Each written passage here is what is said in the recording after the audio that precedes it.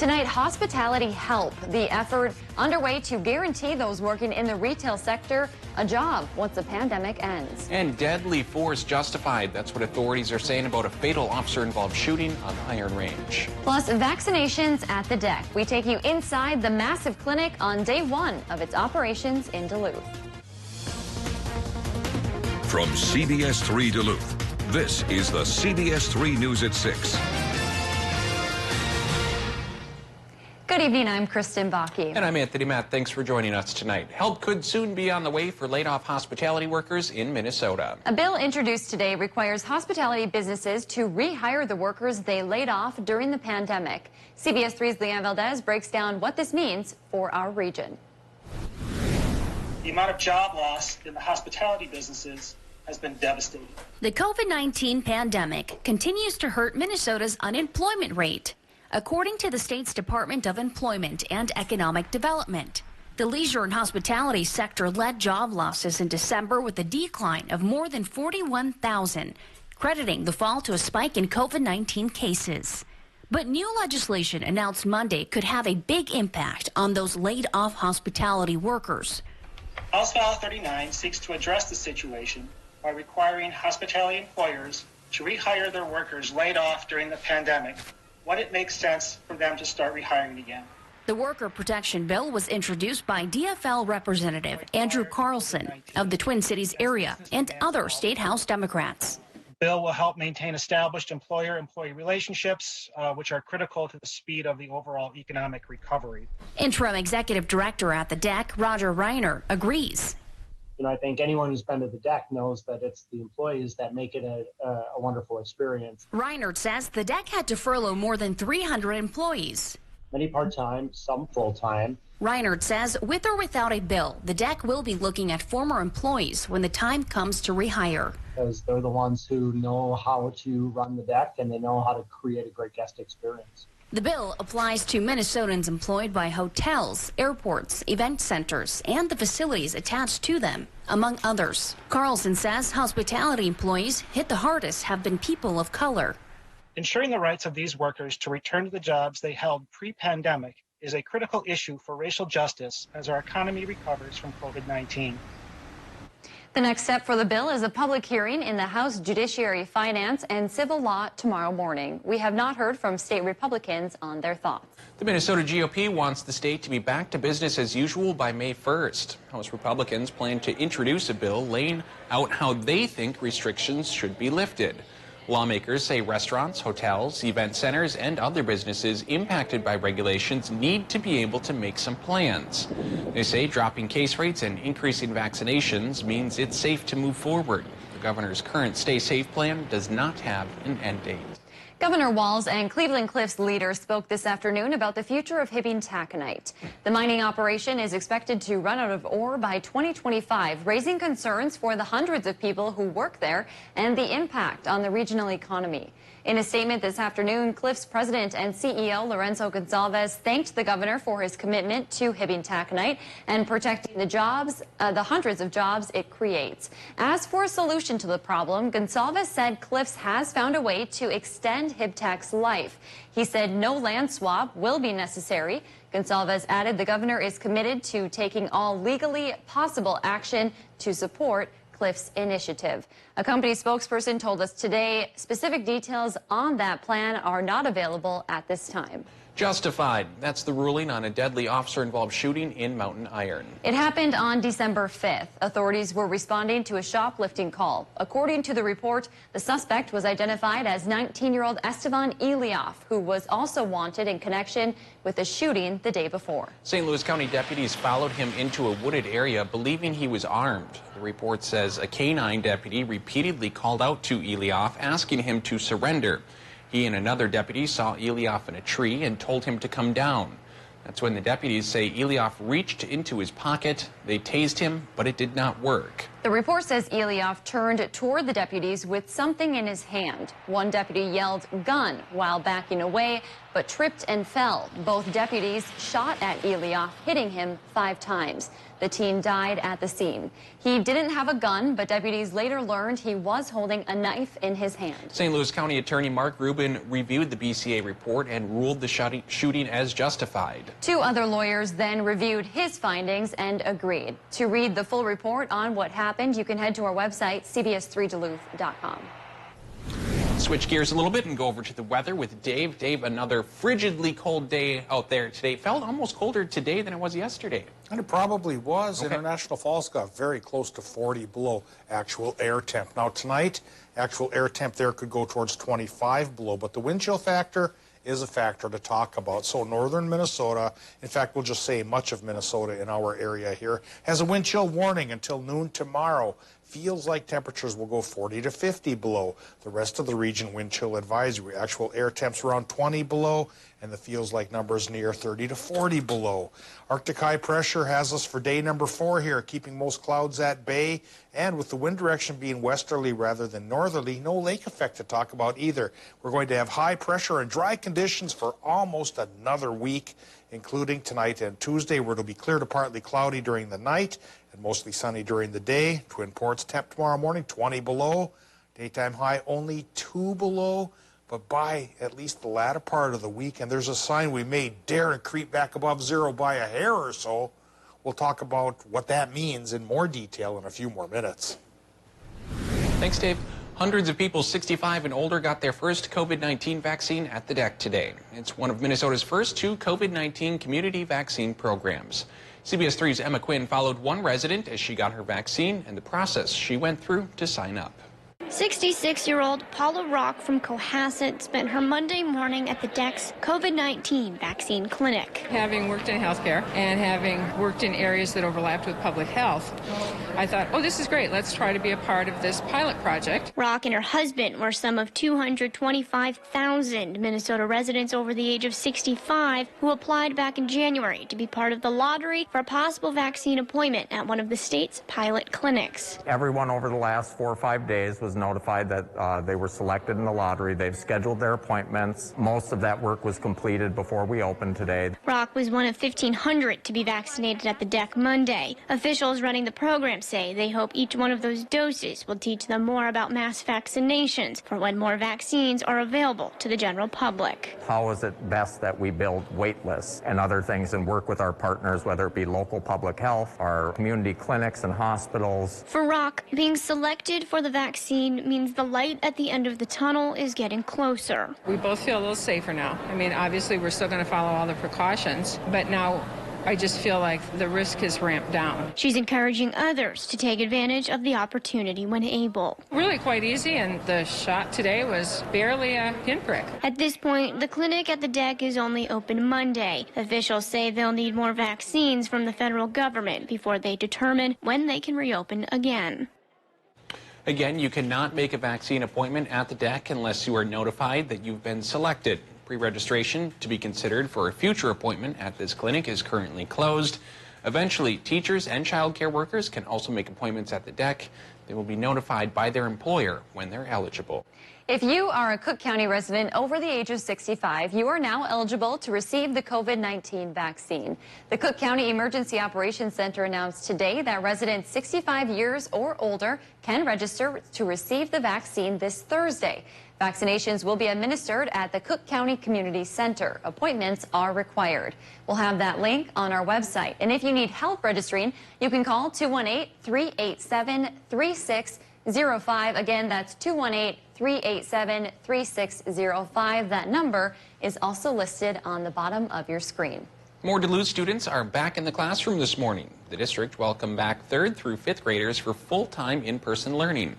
They had been hybrid learning for most of the school year. 2 weeks ago, Duluth kindergarten through 2nd graders went back for in-person learning.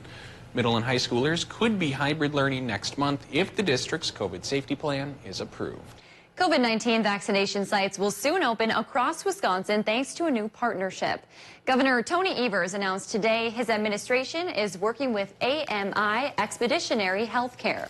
They'll be opening 6 vaccination sites across the state. The first is set to open next week in Rock County, which is in the southern part of Wisconsin. The goal is to vaccinate 1,000 people a day. No word on where the other 5 clinics will be or when they will open. Extra enforcement is coming to Minnesota roads to curb what officials are calling a speeding crisis. It's a joint effort between multiple state agencies. It includes extra speeding enforcement along with public education and outreach. The goal of the campaign is to reduce traffic crashes along Minnesota roads. It comes with $1 million in funding from the TSA.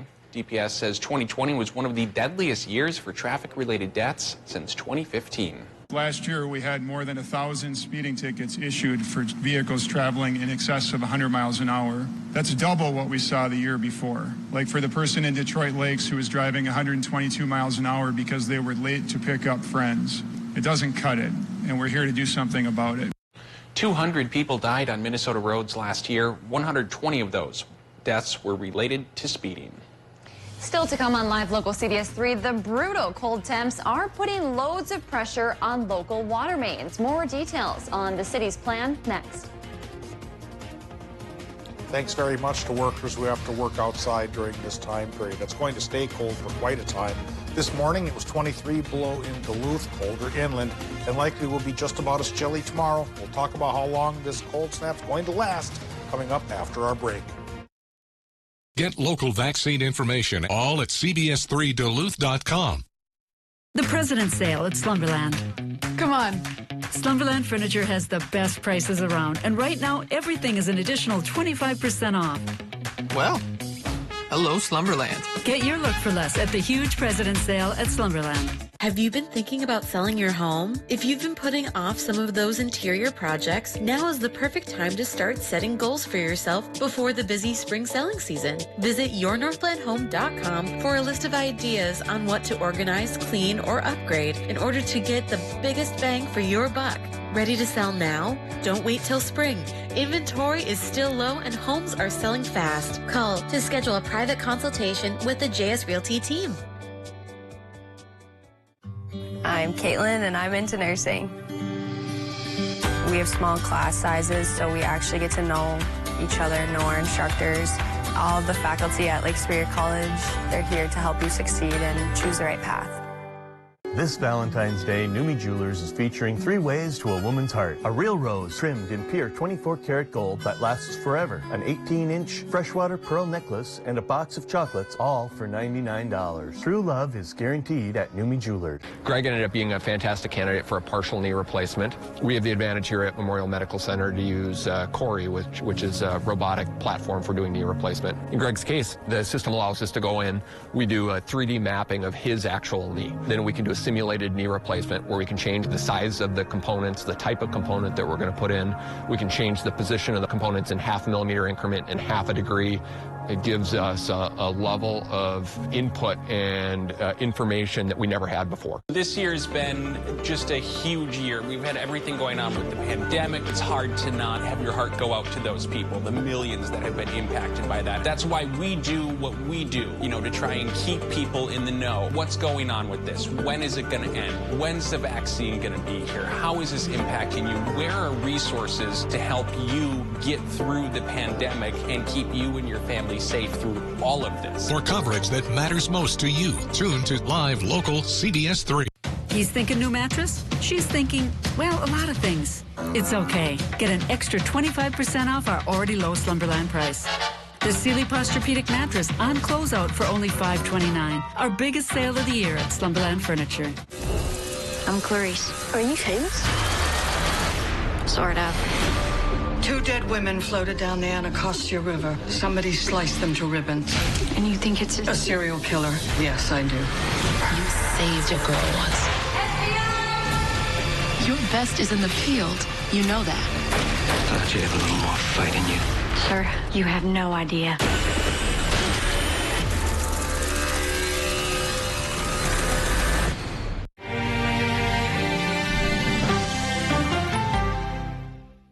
Local news and local weather here on CBS 3. Now, the CBS 3 Duluth WeatherMax forecast with meteorologist Dave Anderson.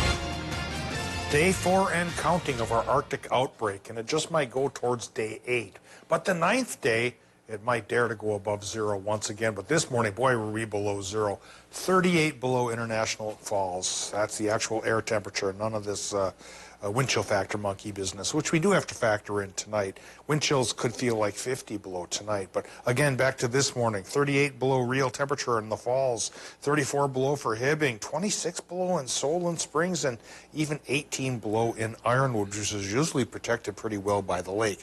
Like I mentioned, we're probably going to face this cold snap through about Saturday. Sunday, we'll try to warm up just a little, and frankly, it is just a little, but it'll be a sign that it can't stay this cold forever. Current conditions? Well, they indicate it could. 6 below at the airport already right now. 51% for the relative humidity with a west-southwest wind. It's going 10 miles per hour.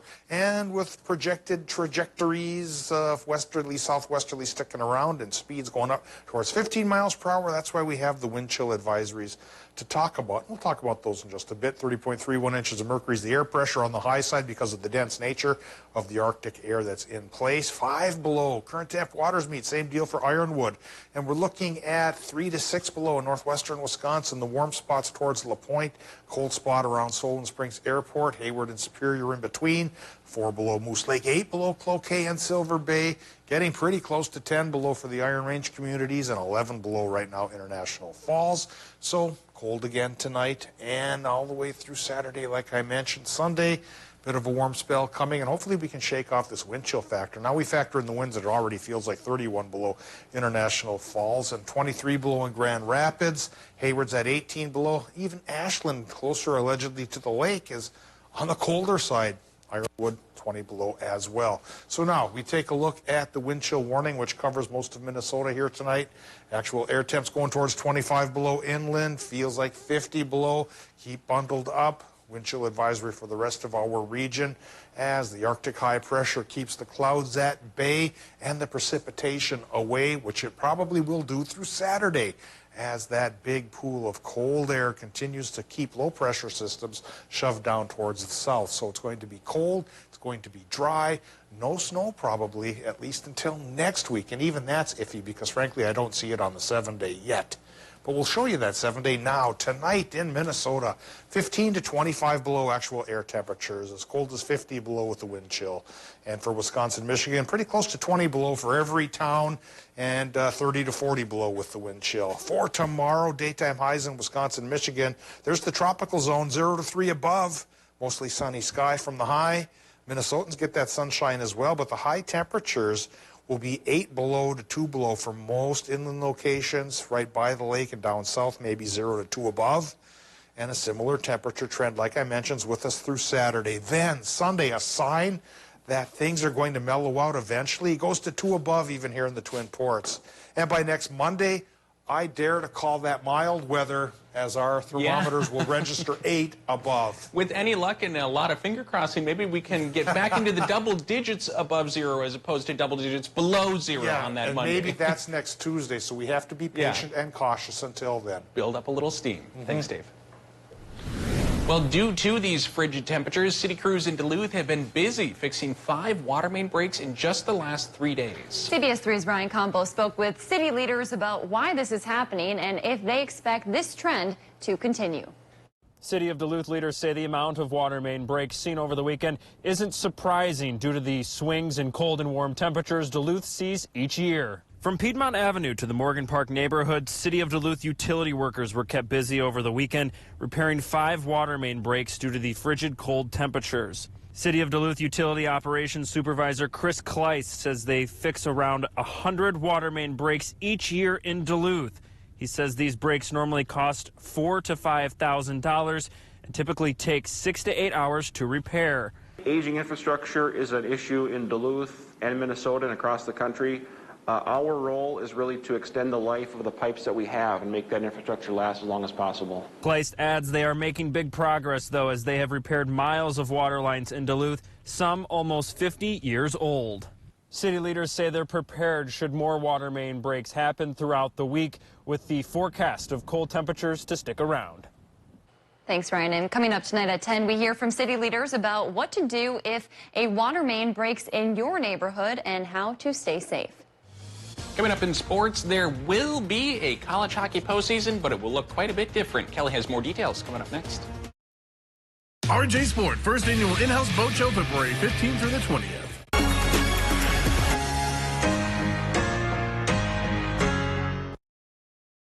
CBS3 live cams are brought to you by Kohler Chevrolet Buick GMC Cadillac. You're not just getting a car, you're getting Kohler.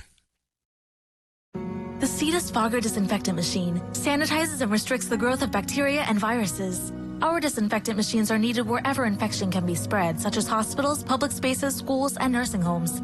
The R model is stationary, ideal for the home, office, and classroom, while the C model is movable and ideal for commercial and industrial settings.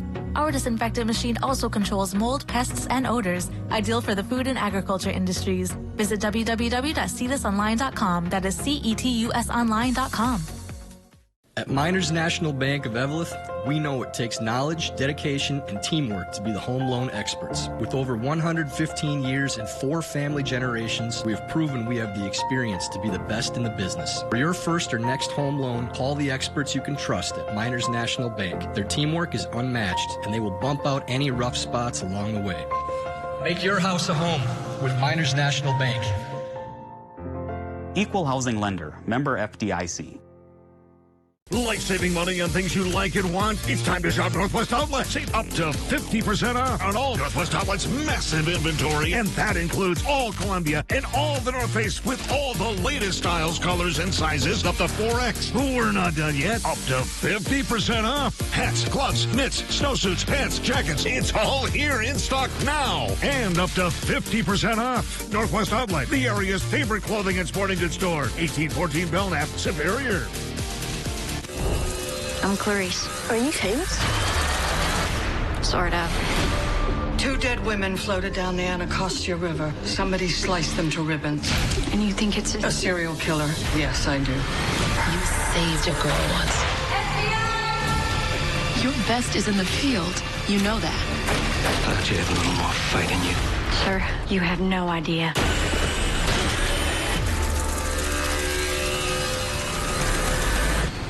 Heart attacks and strokes happen, even in the midst of COVID-19, and at least one will occur while you're watching this.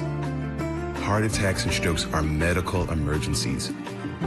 If you experience symptoms of a heart attack or stroke, do not delay seeking care. Call 911 immediately. Hospitals are prepared and can safely treat you. Visit cdc.gov/coronavirus to learn more. Fire threatens everything in its path. When it threatens our communities, we respond. We bring the fight to the front line. The Army National Guard stands ready because sometimes the front lines are in our own backyard.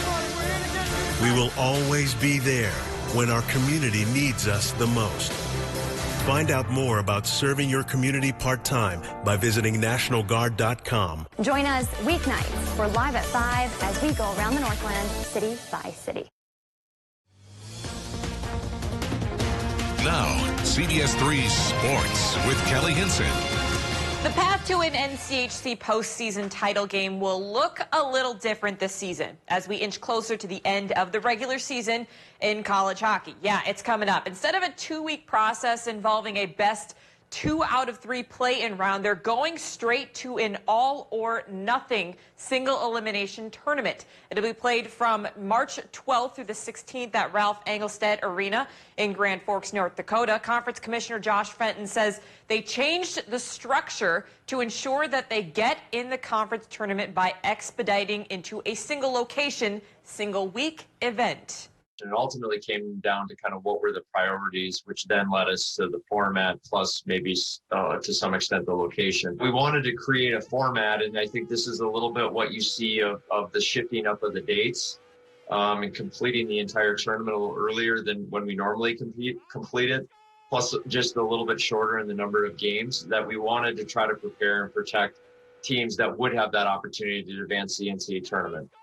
The format gives about 2 weeks of space in between the conference tournament and the NCAA tournament. Should there be any COVID-19 issues for the team who wins the automatic bid or any other bidders who earn at-large bids. There are still things they are figuring out, but have the luxury of drawing on their successful experience back in the NCHC pod.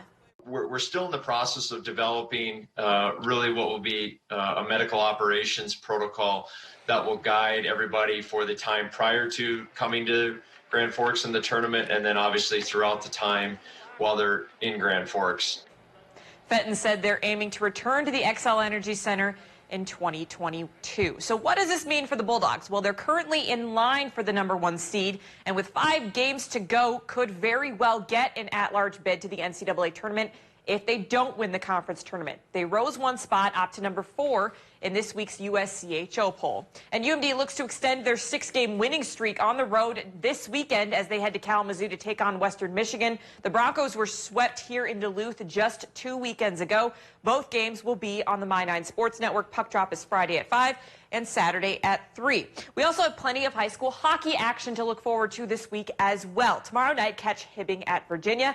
And then on Thursday, a clash of 2 undefeated teams as Hermantown hosts Grand Rapids. Both teams ranked in their respective classes.